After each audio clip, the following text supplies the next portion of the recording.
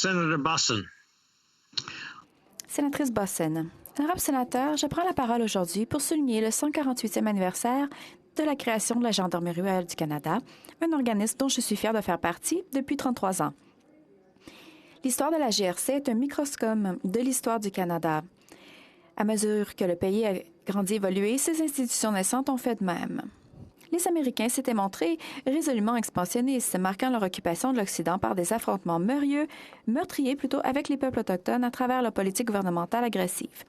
Le gouvernement du Canada cherchait un modèle différent. Sir John A. Macdonald a réfléchi une présence policière contre une présence militaire dans les territoires du Nord-Ouest pendant environ 8 ans avant d'agir. La Chambre des communes lui a donné le pouvoir de créer un corps de police le 23 mai 1873 avec un débat et un vote unanime. À cette époque, le territoire du Nord-Ouest, de Fort Garry au Manitoba à la colonie de Colombie-Britannique, était sans présence canadienne et risquait d'être envahi par les envahisseurs du Sud. Le plus tristement célèbre de ces incursions a été le massacre de Cypress Hills, où au moins 20 hommes, femmes et enfants assiniboines ont été assassinés par des marchands de whisky de Fort Benton dans le Montana. La menace d'annexion par les Américains de grandes parties des territoires du Nord-Ouest, comme ils l'avaient fait en Californie et au Texas, pesait également lourdement dans l'esprit du gouvernement.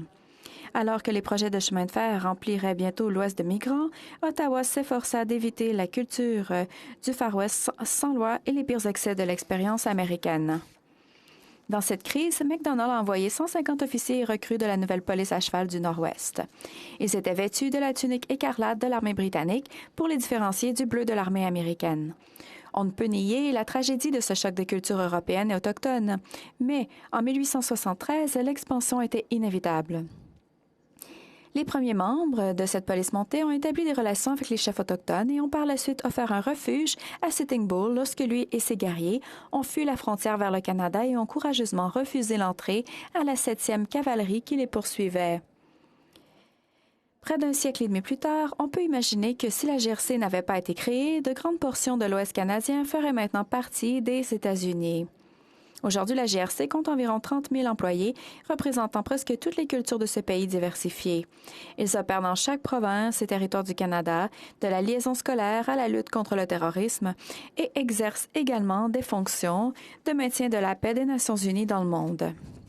Le plus récemment, en avril, en envoyant un contingent pour aider à protéger les civils contre la violence sexuelle et sexiste en République démocratique du Congo. Depuis sa création, environ 245 agents de la GRC sont morts dans l'exercice de leurs fonctions et nous les remercions de leur service. Merci.